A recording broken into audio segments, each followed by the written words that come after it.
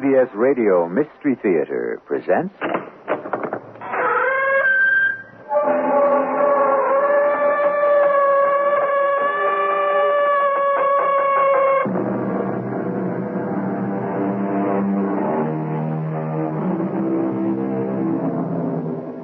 Come in. Welcome. I'm E.G. Marshall. Place not your trust in princes. The great and good book tells us, and sound advice, indeed, it would appear to be, especially since we are also told, uneasy lies the head that wears a crown. Royalty, nobility in general, isn't as popular as it used to be. But at one time, almost every little girl wanted to marry a prince, or a duke, or an earl. And if her rich American daddy had the money, he could always buy her one. You're 25. I know that, Mama. Oh, it's time you were married. A beautiful girl like you. I can't help it if nobody asks me. That's not true. You've been turning fellows down. You can't be too particular at your age. It's all right, Mama. I'm already spoken for. Who? Who is he? Well, I'm not all that sure, Mama. I think it's the devil.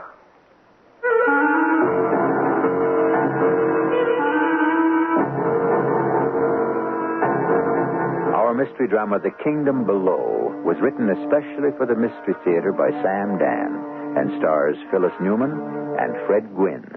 It is sponsored in part by Buick Motor Division. I'll be back shortly with Act One.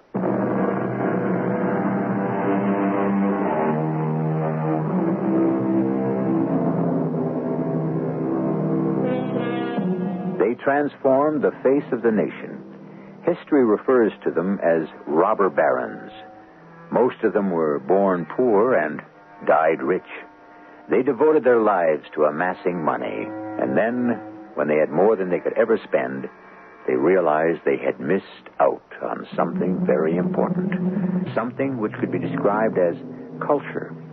And so they pursued culture as avidly as they once had chased after money. And where was culture? Why, it was in Europe. And what was culture? It was immortal paintings for the mansion, masterpieces of sculpture for the grounds, and a titled foreigner for a son-in-law. From the diary of Miss May Etta Stebbins. Rome, July the 3rd, 1887. I do believe that music will drive me out of my wits. Not that I had too great a supply to begin with. We are living in a palazzo. And didn't Mama give it to me for calling it a palazzo? Palazzo, darling, palazzo. But I want to go home. Anyhow, I shouldn't complain about Mama. Poor Papa. He's the one that really catches it. Every morning it's the same old thing. Prego, Annunziata, the, uvi. You know, the eggs. I ain't had a decent egg since we left the States. Now, you said ain't at the opera last night. I thought I would die of shame. Who was there to hear me? Nobody but a bunch of foreigners. How many times must I tell you, Benjamin? In this country, we are the foreigners. Yeah, that's why I can't hardly wait to get back to good old USA. Benjamin, I don't think you're taking this trip seriously. Now, you just look here. I got writer's cramp from signing checks. You wanted that painting of that fat lady? Oh, Benjamin Franklin Stebbins, you are talking about a genuine Caravaggio. Yeah, and you were talking about 50,000 simoleons. 50,000 of Uncle Sam's finest. 50,000 of those long, green men. But, did I blink an eye? No. Wrap her up, I says. I'll write you my check. $50,000 for a Caravaggio. You stole that painting. I stole it. You want pictures of naked fat ladies? Why, I can take you into places back home where... Benjamin, your daughter is sitting at the table. Mama, I know about those places. Oh, my sakes alive. What do you know about those places? I know well-brought-up young ladies ain't supposed to talk about them. Ain't. There it is again. Benjamin, you've corrupted this child. Okay, Mayetta. Don't say ain't in front of your mama. It discombobulates her something fierce. Now, we have to have a serious discussion. Does that mean I have to leave the room? No, it concerns you. Benjamin, you give generously of your money. I have no complaints. Thank you kindly, ma'am. But you're not putting your heart into this thing. Which thing? The thing we really came for. Okay, you tell me. What did we come here for? To find a husband for Mayetta. Well, why can't Mayetta find her own husband? Benjamin. Did anybody have to find you a husband? No. You found one yourself. And look at me. Yeah, look at you. 29 years ago, you were filling up beer mugs in your old man's saloon. Benjamin. Is that true, Mama? How can you say such things in front of the child? I'm not a child, It Mama. was the worst dive on the San Francisco waterfront. Where was the saloon? There was no saloon. No? What was it then? Why are we getting off the subject? Which is? Finding a husband for Mayetta. Oh, yeah. Nobody found you a husband, and you wind up being married to one of the 50 richest men in America. Now, Benjamin. You don't believe it? Read the papers. Money isn't everything. It ain't? Oh, that word again.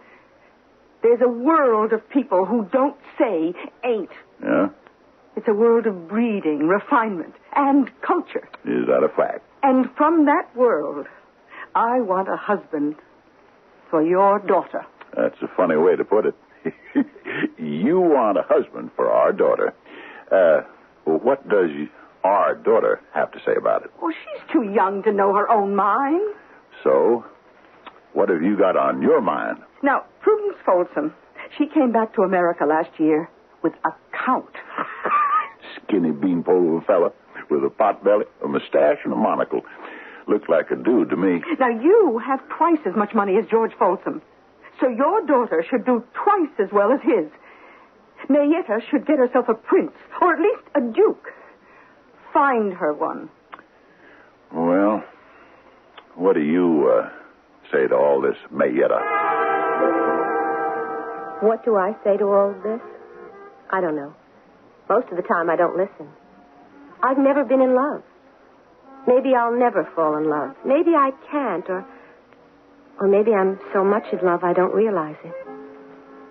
Could I be in love with someone I've never met? Sounds silly. I could never talk about it to anyone. Yet the truth is, I don't know if I really feel this way or if I read about it somewhere in some novel long ago. Well, the next morning it began over again. You girls know what day this is? It's the 4th of July. Oh, how I wish I was back home. Benjamin, we are not returning until Mayetta... I can see him now, stepping down Fifth Avenue, the Grand Army of the Republic. Benjamin! Be the first year I ain't marching with them. Ain't again. What do I have to do to get back to the land of the free and the home of the brave? Well, first, you must stop saying ain't. Done. You ain't never going to hear that word pass my lips again. Second, you must find a titled foreigner for your daughter. And what if she turns him down? How can she turn him down? She ain't met him yet. Every time you get really excited, you sound like the red-haired girl I first met in your old man's saloon. What are you talking about? Let it pass. Now, look, we've been here a month. She hasn't met anyone yet. She's met hundreds of people. She met all kinds of nobles, fellas with titles. Toss a coin. Put the names in the hat. Pull her one out. Well, not one of them is good enough for her. Now we're on to something else. Fortune hunters. Yeah. Dried up, wizened, elderly men. Uh-huh. And the young ones. Oh, too slick by half for my taste. I wouldn't trust any of them. Benjamin, we are not meeting the right people. We're meeting everybody there is. The word is out. The rich American heiress is in Rome to find a husband. We're getting them from all over Italy. They're coming from France and Spain. I understand tonight we're going to meet a couple from Austria and Russia. You see, Benjamin, we were wrong. We? What did I do? Well, we let it be known that the fabulously wealthy Americans were here with a marriageable daughter. We thought we'd be swamped. And we were. But a man of true aristocratic breeding would be repelled. He would have contempt for us. He would label us as nouveau riche, as parvenu, as arriviste. I'll tell you something, Mama. I happen to know what every one of them words mean. And you want to know the truth? That's exactly how we're behaving. Well, I want a prince for my daughter. I want a man of background and breeding. A man who can trace his family down through the centuries. But, Mama... And let that family become even richer and greater and finer because of what my daughter will bring to it. Okay, Mama. Sure. That's what I want. Do you know why? It don't matter, Mama. As long as you want it. The old man here'll see you get it. Somehow. Now, you talk about the saloon my father owned on the waterfront. Look, I won't bring that up no more. My father didn't own that saloon. What? What are you saying? I happen to know Patty Morgan was the one and the only sole proprietor. That's true. But Patty Morgan wasn't my father. What? And Katie Morgan wasn't my mother. They adopted me. They took me in. I was one of those kids you read about. A newborn baby that's found on the doorstep. Mary, you... Now, who was my mother? My father? I'll never know. Who am I? Where do I come from? I'll never find out. Well, now, is it so important? Yes. All right. Well, find me a prince, a real prince for my daughter. You can do it. Sure. I mean it. You can do anything. What were you? A stevedore, a roustabout. Today, you're one of the 50 richest men in America. You performed a miracle. Now make another one. Find her a prince. I wasn't supposed to hear that conversation. For one thing about Mama and Papa, they spoke loudly. There were no secrets. I didn't want to say anything to Mama or Papa, but I wouldn't marry anyone they found for me. Unless, of course, it was the person I was in love with already. But how would they know who he was? I didn't even know myself. Papa disappeared right after breakfast. I found out later he'd gone to the American Embassy. My name is Thurman Trueblood. What can I do for you, Mr. Stebbins? Who are you? I'm the third assistant secretary. Yeah. Well, young fella, I didn't ask to see the third assistant secretary or the second or even the first. I asked to see the ambassador. The ambassador is out. Not to me, he ain't. My name's Benjamin Franklin Stebbins. I know that, sir. I'm a personal friend of President Grover Cleveland. I'm aware of that. So, you march right back in there and tell the ambassador Ben Stebbins wants him. Sir, I can't do that. They've all gone home to America to celebrate the 4th of July, and they won't return for another 2 weeks. There's no one here, only me. Yeah? Well, then I guess you'll have to do. Well, yes, sir. What's to be done? I want my daughter, Mayetta, to find a fine, handsome, young Italian prince from a noble family that goes back to, maybe old Julius Caesar or any of that crowd. Mr. Stebbins, I'm not sure that lies within the province of the embassy's activities. Son, what's the purpose of your job here? It's to foster closer relations between the Americans and the Italian people. Well, now, ain't that exactly what I'm asking you to do? Yes, but... Never mind, but. Son, it's a losing battle.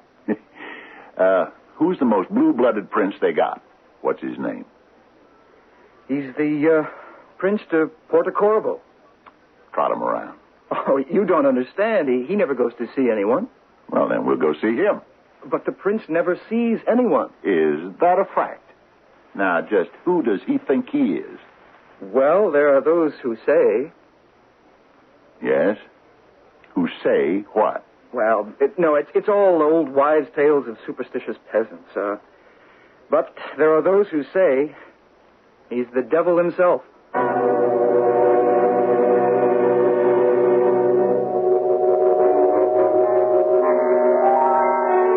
Friends, there you are. We made you wait for the very last 2 words of Act 1 before we said something that puts everybody on notice.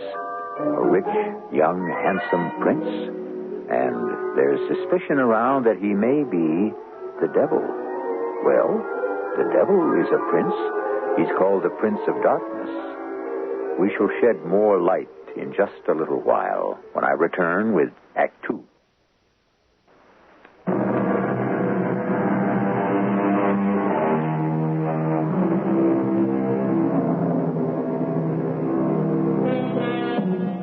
They say money talks. Well, that isn't quite accurate. Money does more than merely talk. It commands. And what money wants, money usually gets. The moneyed Mr. Benjamin Franklin Stebbins, one of the 50 richest men in America, has come to Rome in the year 1887 to buy some culture, paintings, sculpture, and a titled foreign nobleman for his daughter. Now, Mr. Thurman Trueblood, let's get down to the facts at hand. This Prince de Portocovo, why do folks say he's the devil? Well, this is all local superstition. Isn't there even the tiniest little bit of fire in all the smoke? I couldn't say. I really don't know anything about the Prince de Portocovo. Why not? Why not? Ain't he one of the natural resources of the country? I'm afraid I don't understand. Oh, which is why you're only third assistant secretary. But never mind, I'll take you in hand, boy. I'll educate you. Sir, what's been attracting most of the foreign capital lately? The native nobility. That's what.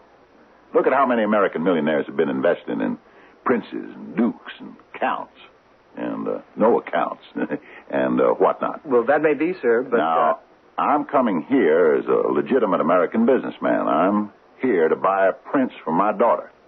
So when I make an investment in a foreign country, which this is, I have the right to ask investment advice from the American embassy. I'm not sure there's a precedent. Well, if there ain't, we're going to set one. Now, you say this Portocovo is the goods. I said only that he comes from the oldest, most aristocratic family. Then we'll settle for him. But I know nothing about him except his name. Just rumor and hearsay. Why don't you invite him to a party at the embassy? Send me the bill. But nobody invites the Prince de Portocovo to a party. He does not accept invitations. I don't even know him. Then we'll go see him. You just don't go calling on the Prince de Portocovo. Why not? Well, it just is not done. That's why we're going to do it, boy. We're going to go out there for a drive this very afternoon. Oh, no, I couldn't leave my post here at the embassy. Embassy's closed for the holiday. It's the 4th of July. Where does this prince live?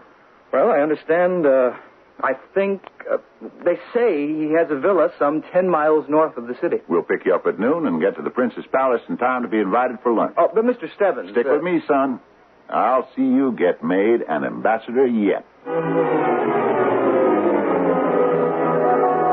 Mama didn't know whether to faint with joy or dance with happiness. I think she did a little of each. She couldn't stop kissing Papa. She screamed in positive raptures of delight. Oh, Benji, you can. You will work miracles. Nothing to it. And this young man from the embassy arranged the whole thing. Like shooting fish in a barrel. Hey, Mr. Stebbins, he said, you want to meet a genuine Italian prince? Let me give you a knockdown to my pal, the Prince de Portocovo. Oh, Portocovo. Oh, that name. That name alone sends romantic visions through me. Let's drive out this very day, he says, and have lunch. Oh, Benjamin, you are the most wonderful man. Maybe I knew what I was doing when I come out for Grover Cleveland. Oh, yes, indeed you did. Next time, don't tell me who's going to win the election. Women ain't, aren't qualified to. Oh, you can say ain't, Benjamin. Go ahead, say ain't as much as you want. Mayetta, dear, have you heard? We're to have lunch with the Prince of Portocovo. I heard.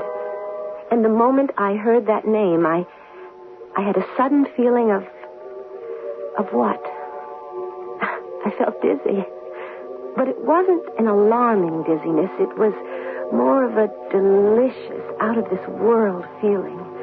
I seemed to be lighter than air.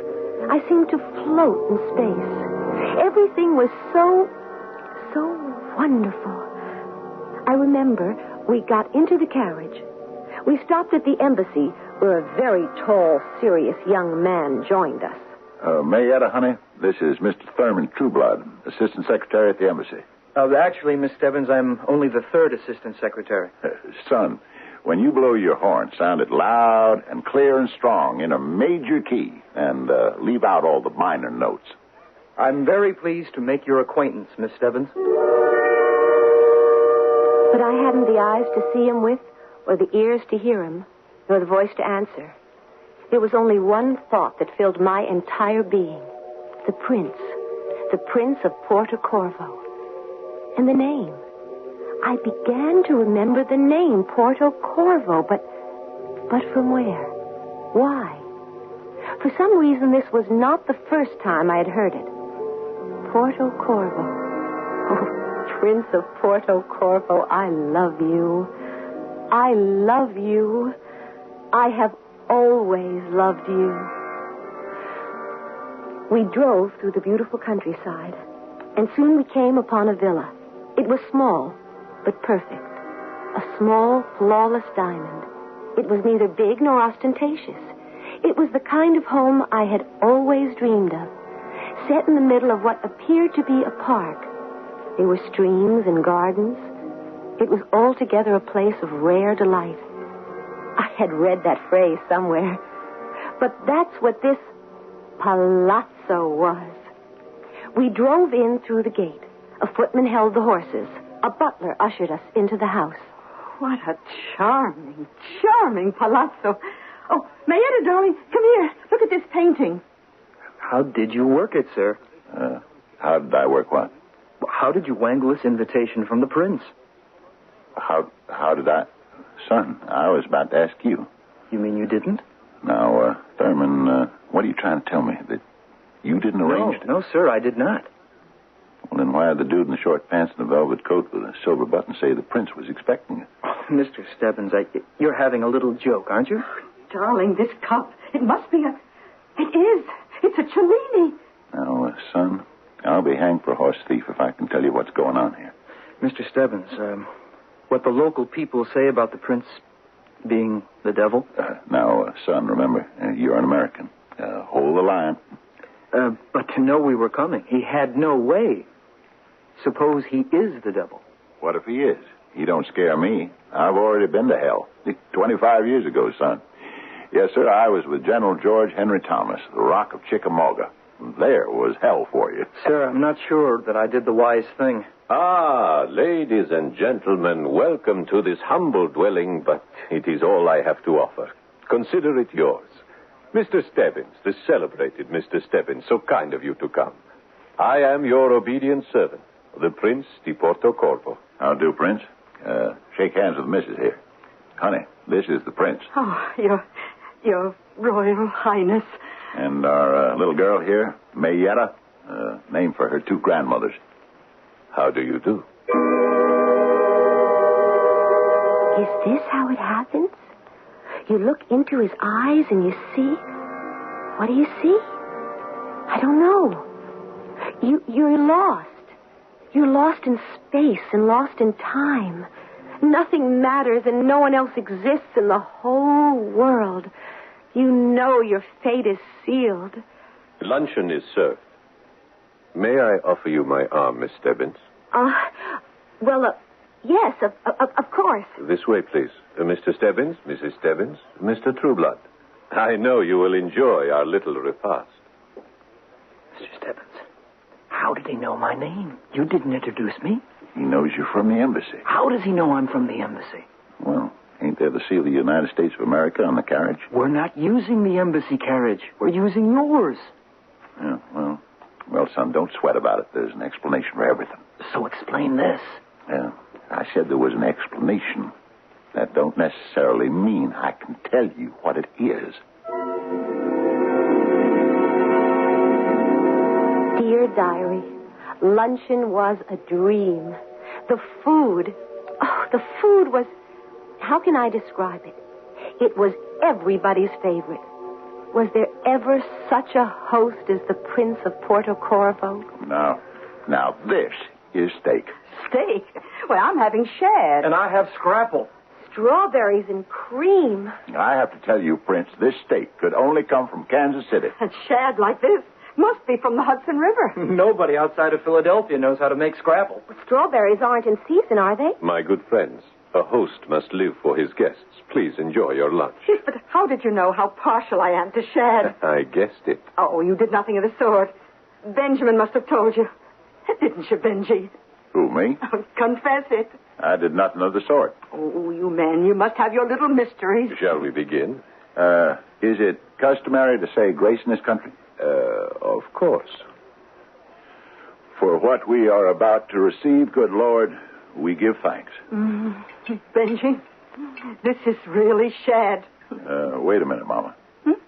What is it, Benjamin? Mayetta, Put down your spoon. Benjamin! I have to talk with the prince here. My dear Mr. Stebbins, is something wrong? I'm not sure. Papa. I want you to tell me. Tell you what? What's going on here? Papa, are you feeling well? I don't know.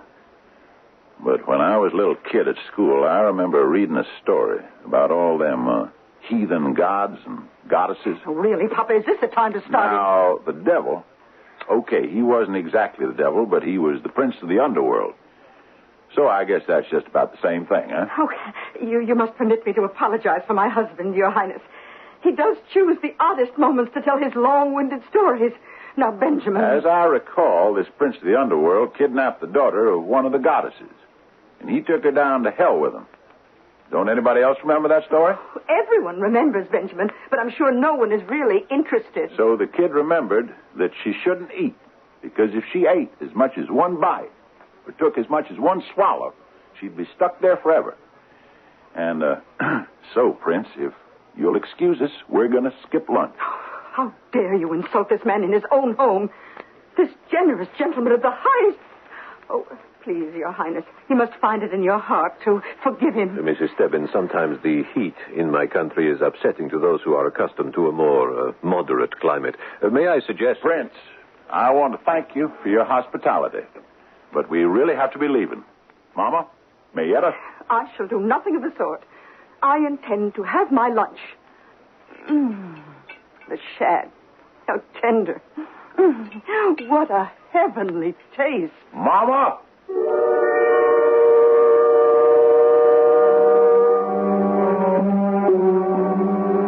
All right. What do you suppose this is?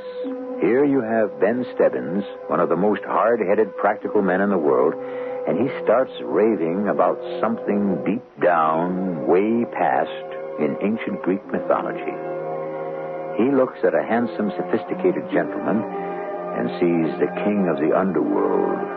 Don't sell Benjamin Franklin Stebbins short. After all, he was smart enough to become one of the 50 richest men in America. I shall return shortly with Act 3.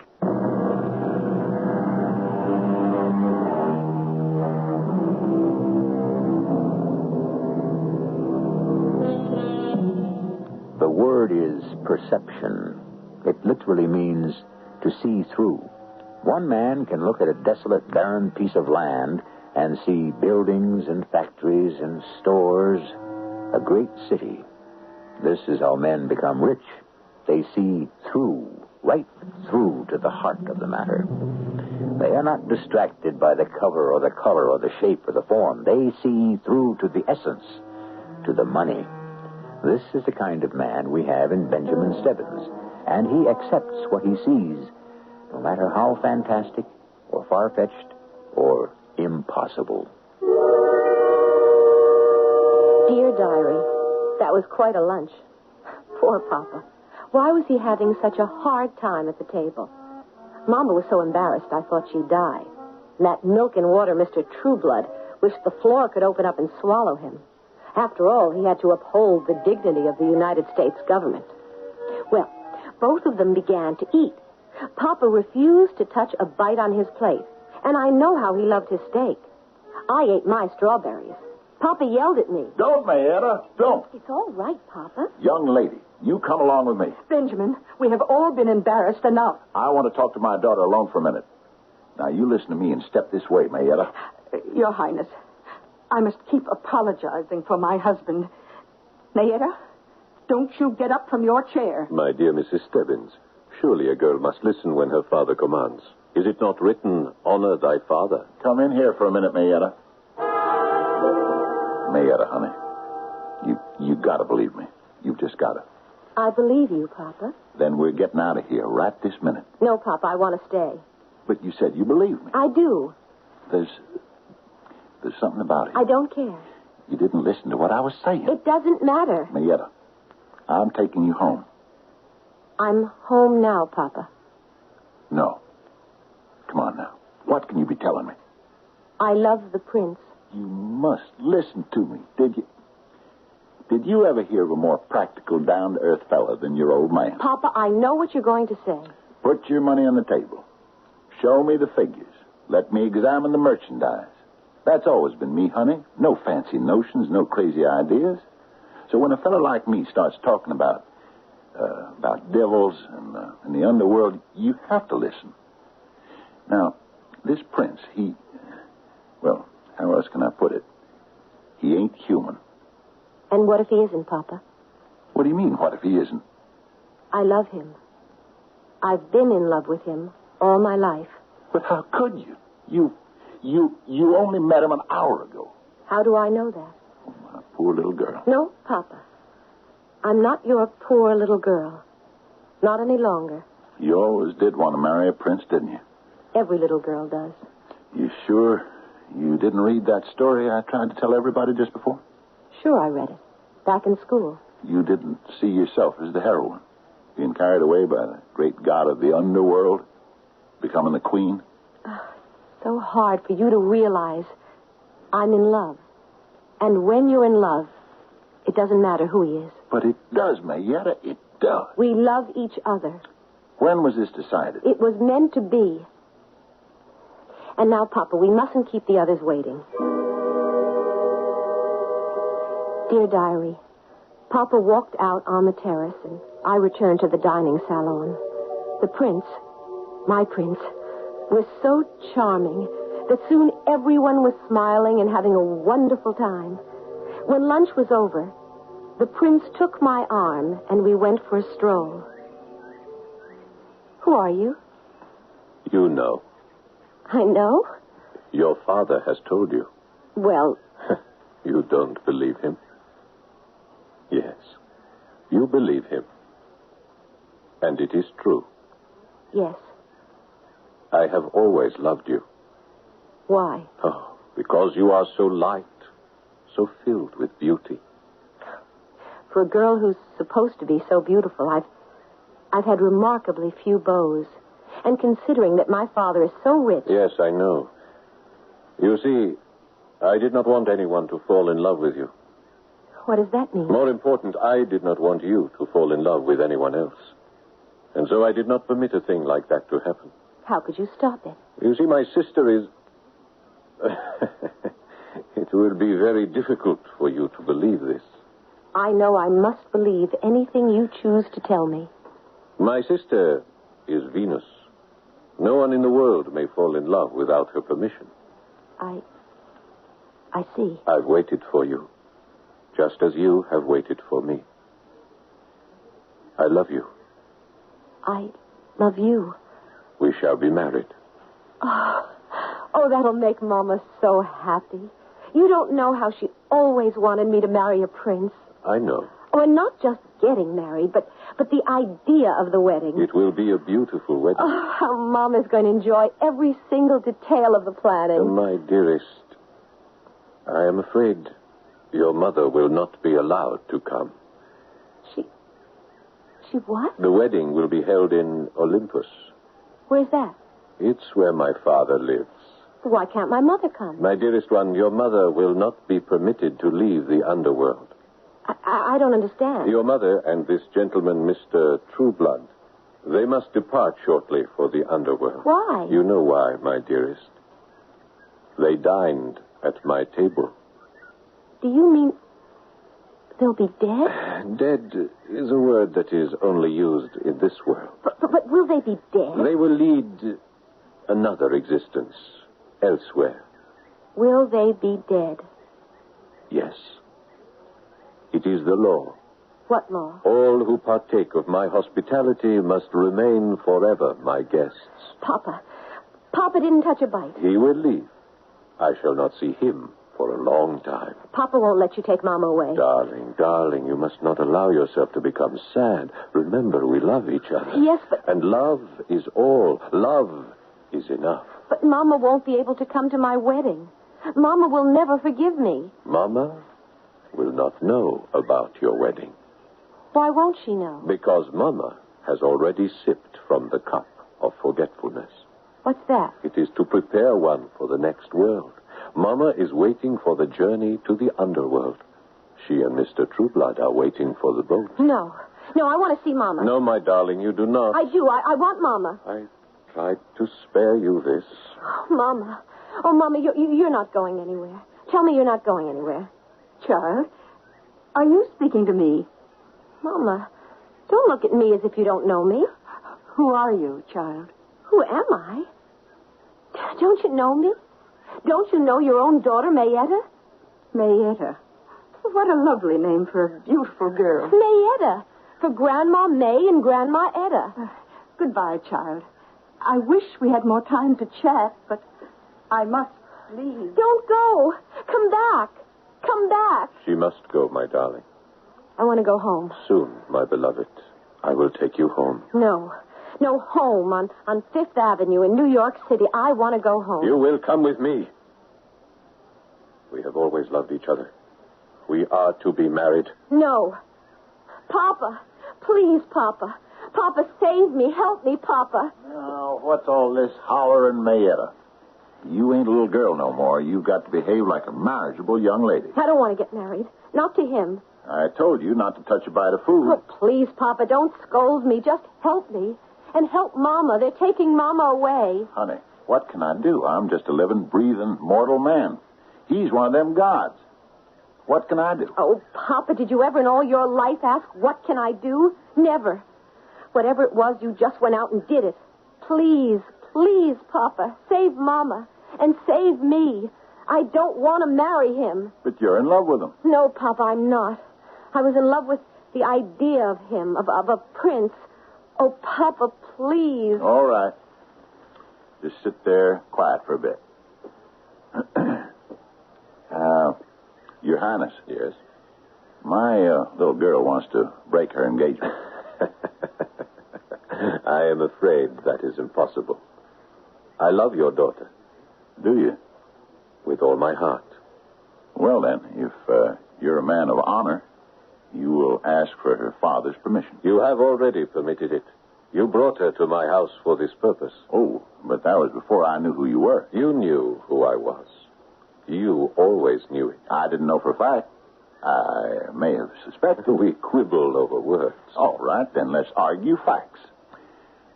You say you love my daughter. You say you love her with all your heart. What are your plans for her? To make her my queen. And just where are you going to live? In my palace. Which is where? You know where. Down there? Way down there? Down there in hell? In the dark? In the damp? Where there ain't never a ray of sunlight? Not one blade of grass? Not one flower? Not one bird? Why do you want to bring her there? To brighten my life. I know that, but who's going to brighten hers? Can she live in the dark? No, she needs fresh air, the blue sky. I will make her happy. How will you make her happy? She'll wither away. She'll die. No. They all die. All your wives. What happened to your first one, the one we all read about? How many have you had since? How many will you have after Mayetta? Mr. Stebbins. You bring them to your palace for their youth, their beauty, and their freshness. But all of that disappears very quickly in the poisoned air of your kingdom. They fade ever so quickly. They die ever so soon. It isn't love on your part. You need them. But you never love any of them. I love your daughter. Prove it. How? Give her up. Save her life. Let her live. I love her the way I have never loved any of the others. Then don't treat her the way you did the others. Let her live. Let her have her life. The beauty and the loveliness of the world above. How long can she live with you? A few months, a year? And then she'll be old. No. You know I'm right. Man who loves is a man who must be willing to give. But give her up.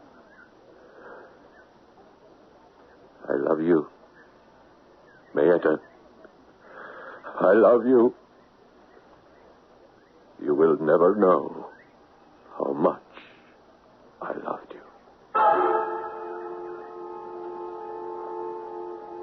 Dear Diary, I'll say one thing about this country.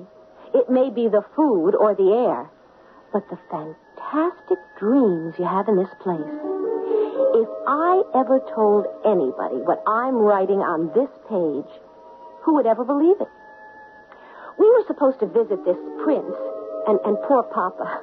Did he ever catch it from Mama?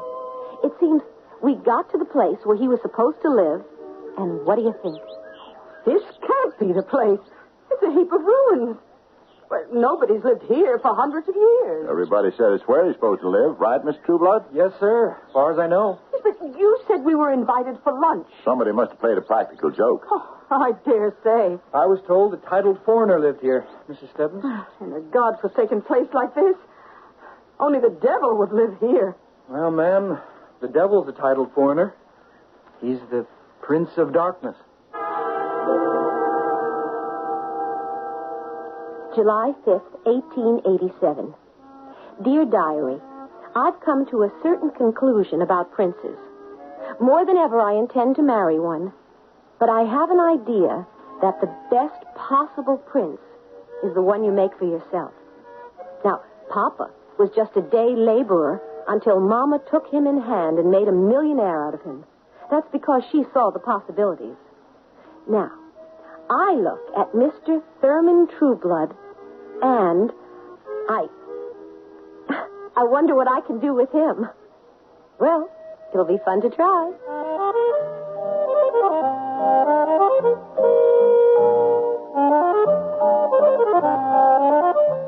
She did, and it was. Well, now, little girls dream of princes. What do little boys dream of? This whole business of dreams now, it can get us into more trouble than it's worth. Dreams. Some of them are so real. How do we know they're only dreams?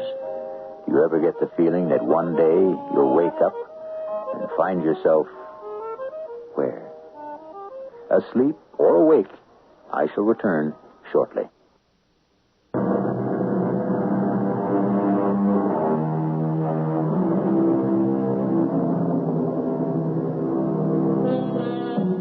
And they lived happily ever after.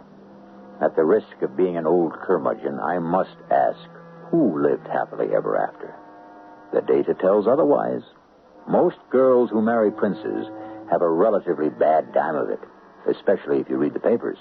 The truth is that princes, as a rule, make great lovers but bad husbands.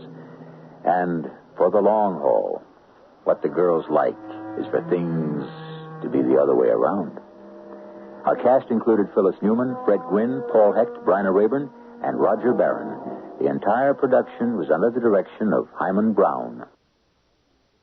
This is E.G. Marshall inviting you to return to our Mystery Theater for another adventure in the macabre. Until next time, pleasant dreams.